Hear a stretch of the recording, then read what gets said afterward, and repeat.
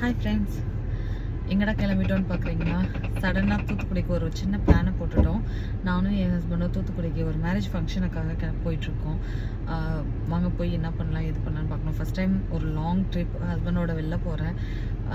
நல்லா தான் இருக்குது எக்ஸ்பீரியன்ஸ். பார்ப்போம் அங்கேயும் போய் என்ன நடக்குதுன்னு வீடியோவில் போய் பார்க்கலாம். டடா. இப்போ நாங்கள் மதுரையிலேருந்து தூத்துக்குடி போயிட்டுருக்கோம். நேற்றே நாங்கள் மதுரைக்கு வந்து ஸ்டே பண்ணிட்டோங்க. நேற்றே ஸ்டே பண்ணிவிட்டு இன்றைக்கி காலையில் ஏர்லியாக எழுந்திரிச்சு தூத்துக்குடி கிளம்பிடலாம் அப்படின்னு சொல்லி பிளான்.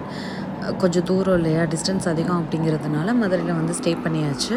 இப்போ நாங்கள் மதுரையிலேருந்து தான் தூத்துக்குடி போயிட்டுருக்கோம். நல்லா இருந்தது. இன்ஃபேக்ட் தூத்துக்குடியும் நான் போனதில்லை, இப்போ தான் ஃபஸ்ட் டைம் போகிறேன். நல்லா தான் இருந்தது. சுற்றி பார்த்திங்கன்னா பயங்கர மழை. நாங்கள் போகிற டைமில் அந்த ரோடு மட்டும்தான் மழை இல்லாமல் இருந்தது. சுற்றி நல்ல மழை. உங்களுக்கு பார்த்தாலே தெரியும், மழை மேகம் ஒரு மாதிரி ரொம்ப கருப்பாக ஒரு இடத்துல மட்டும் மழை விழுந்துட்டுருக்கிறது நல்லாவே தெரிஞ்சிட்டு இருந்துச்சு. அப்புறம் நானும் என் ஹஸ்பண்டும் நல்லா 90s சாங்ஸ் கலெக்ஷன்ஸ் போட்டுட்டு நல்ல மழைக்குள்ளே ஒரு ட்ராவல். அந்த ட்ராவல் ரொம்ப நல்லா இருந்தது. மழையும் இருந்தது, வெயிலும் இருந்துச்சு, ஒரு மாதிரி மோடமாகவும் இருந்தது.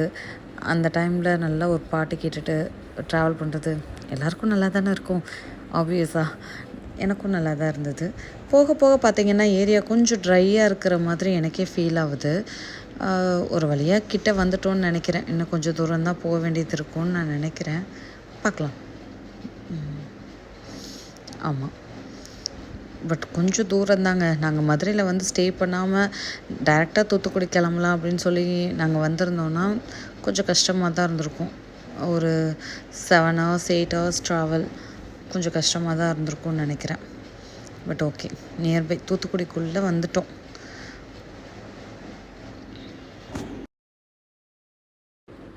தூத்துக்குடி சிட்டிக்குள்ளே வந்தாச்சு.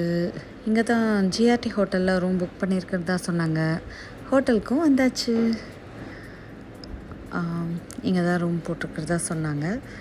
ஸோ நேராக நாங்கள் ரூமுக்கு வந்துட்டு ரெஃப்ரெஷ் ஆகிட்டு அப்புறமா தான் நாங்கள் அங்கே போகிறோம். ஆக்சுவலாக இன்றைக்கி ஈவினிங் ப்ரேயர் மீட்டிங் இருக்குது. ப்ரேயர் மீட்டிங்காக தான் நாங்கள் வந்து போகிறோம். நாளைக்கு காலையில் தான் கல்யாணம். மொதல் நாள் ஈவினிங் ப்ரேயர் இருக்கும் இல்லையா, அதை அட்டன் பண்ணுறதுக்காக தான் போகிறோம். ரூமுக்கு வந்தாச்சு. நல்லா இருக்குல்ல?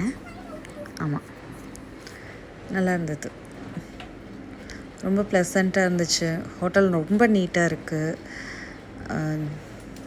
ஸ்டே பண்ணுறதுக்கு ஒரு நல்ல பிளேஸ். சைடில் பார்த்திங்கன்னா அந்த ஒரு வில்லேஜ் ஃபீல் இருக்குங்க. இங்கே ஒரு வில்லேஜில் ஒரு நல்ல ஹைஃபையான ஒரு ஹோட்டல்.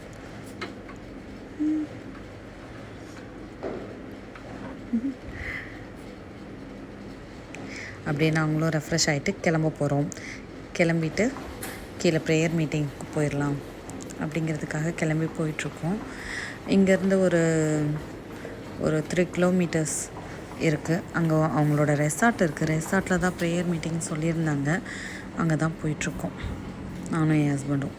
இன்பிட்வீன் கேப்பில் ஹோட்டலில் ஃபோட்டோஸ் எல்லாமே எடுத்துகிட்டு ஒரு ஃபோட்டோ ஷூட்லாம் எடுத்துகிட்டு போயிடலாம். பார்த்திங்கன்னா இதாங்க செட்டு. நல்லா இருக்குல்ல?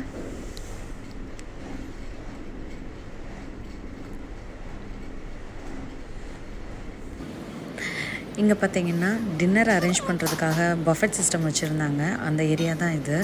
பார்த்திங்கன்னா மயிலெல்லாம் ஓடிட்டுருக்குங்க. அங்கே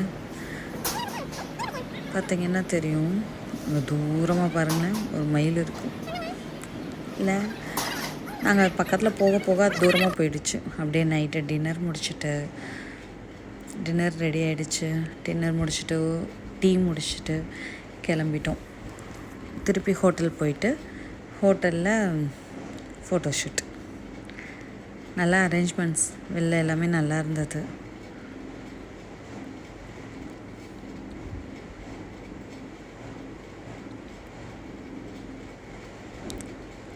எங்கே போனாலும் நம்ம அட்ராசிட்டி கொஞ்சமாவது இருக்கணும்ல, அதுதான் இதெல்லாம். முடிச்சுட்டு அடுத்த நாள் காலையில் ஏர்லியாக கல்யாணத்துக்கு கிளம்பியாச்சு. கல்யாணத்துக்கு நான் இப்படி தான் கிளம்பியிருந்தேன். பயங்கரமாக ரொம்ப பிரம்மாண்டமாக செட்டெல்லாம் போட்டிருந்தாங்க, ஸ்டேஜெலாம். இங்கே பார்த்திங்கன்னா 90s கிட்ஸோட ஃபேவரட் ஜவ்வு மிட்டாய் நல்லா இருக்குல்ல.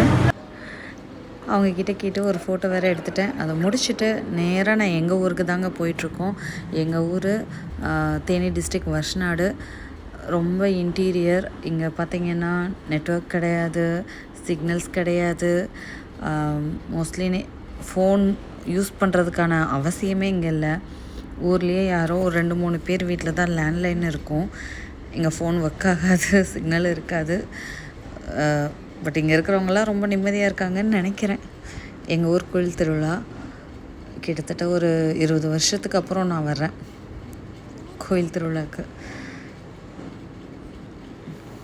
ரொம்ப குட்டி ஊர் தான், நல்லா இருக்குல்ல. வீடு பக்கத்தில் வந்தாச்சு. பார்த்திங்கன்னா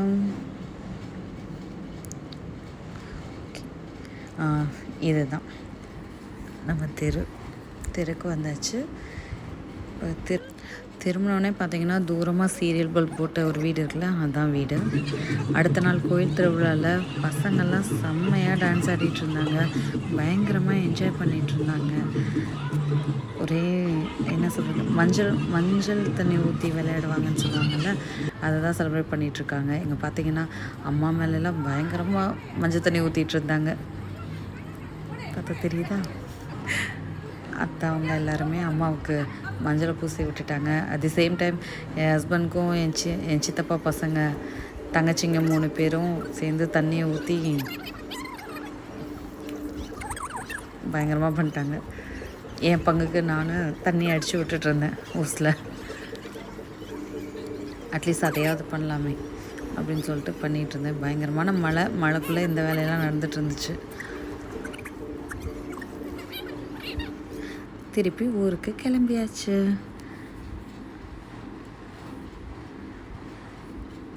ஆன் தி வேலை அஸ் யூஷுவல் ஒரு ஃபோட்டோ ஷூட் முடிச்சுட்டு கிளம்பிடலாம் அப்படின்னு சொல்லி கிளம்பியாச்சு. டாடா, பாய்.